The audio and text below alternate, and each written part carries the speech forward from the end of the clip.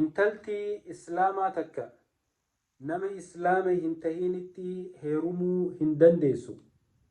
obboleeyyan kiyya yaa shamarran islaamaa rabbi subhaanahu wa ta'aalaa jallisee karaarraa isin hin baasin.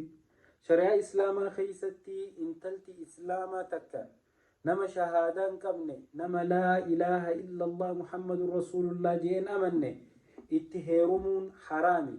yoo itti heerumtellee fuudhaa fi heerumni isii san baatile hanga wajjiin raftu san hundahu zinaa godhi jirtii jechu.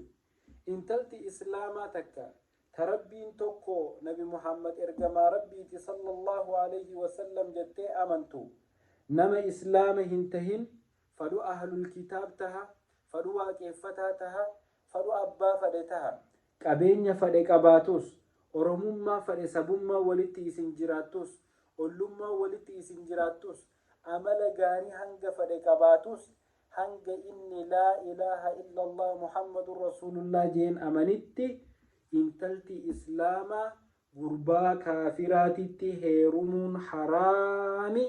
intalti nama islaama hin tahinitti heerumte fuudhaa fi heerumni isii baaxili zina jirtii jechu. yaa shamarran islaamaa rabbi nu haa qajeelchu. dardarri muslimaa lafa guutee jira.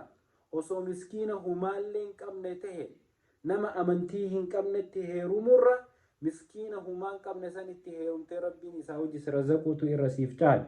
rabbi subhaanahu wa ta'aalaa qur'aana isaa qulqulluu keeysatti akkana jedha: ولا تنكحوا المشركين حتى يؤمنوا ولعبد مؤمن خير من مشرك ولو أعجبكم أولئك يدعون إلى النار والله يدعوكم إلى الجنة.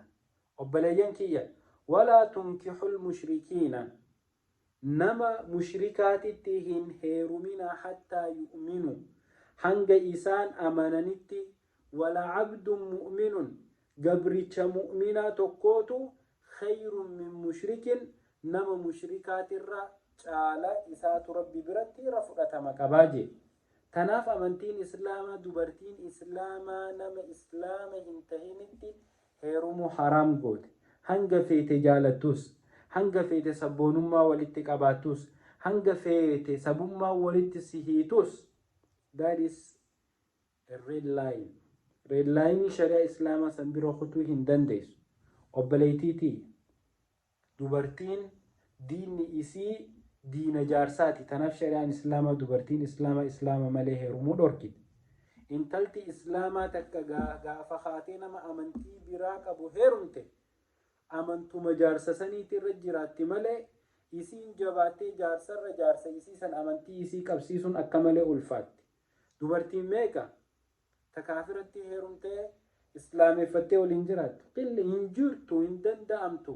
si jallisee humaa atis amantii tee qabattee jiraatta, anis amantii tiyya qabadheetiin jiraadha jee fuudha.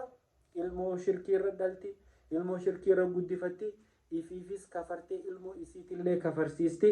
tanaaf yaa dubartoota islaamaa nama shahaadateyn hin qabne heerumuurraa fagaadha. nama shahaadateyn hin qabne wajjin ciistanii zinaan godhina. nama shahaadateyn hin qabne heerume jettee waliin galtee zinaa keessa jirtaa quba qabaadhu. rabbi subhaanahu wa ta'aalaa gala nun hammeessin. rabbi subhaanahu wa ta'aalaa khaatimaa nu haa tolchu. yaa shamarran keenya haa guddattu haa xiqqaattu qabaatu dhabu namuma laa ilaaha illallah muhammadun rasuulullah jee qofatti heerume. assalaamu alaikum.